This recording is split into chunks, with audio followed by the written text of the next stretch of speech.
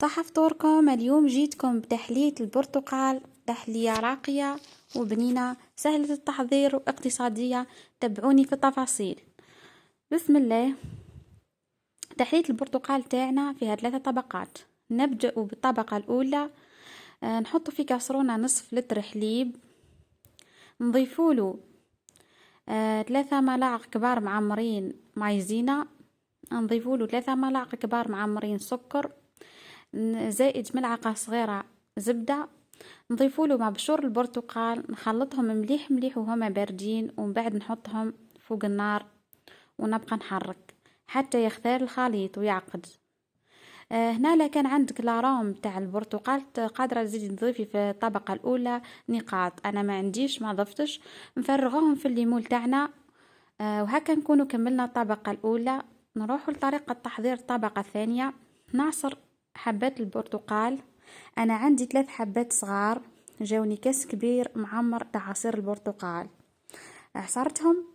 نصبوا العصير تاعنا في الكاسرونة، نضيفوله ملعقة كبيرة ونصف مايزينا، ونضيف له 3 ملاعق كبار سكر، ونحطه فوق النار ونبقى نحرك حتى يعقد الخليط تاعنا.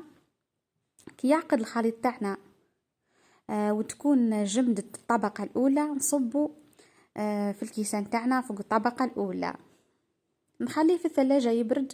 وفي نفس الوقت نكون هنا حضرنا كريم شانتي مقدار كاس صغير، زائد نفس المقدار ناقص شوية من الحليب. نضربها مليح بالباتور حتى تطلع وتحكم روحها ونتحصل على القوام المناسب.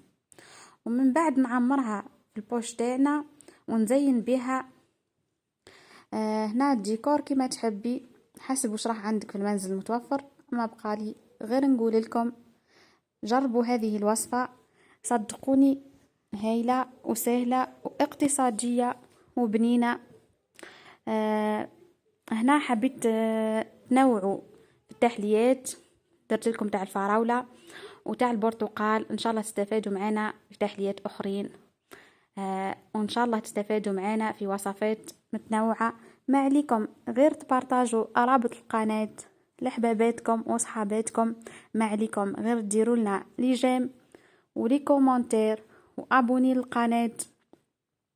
اللي عنده اي استفسار يخليه لنا في كومنتير.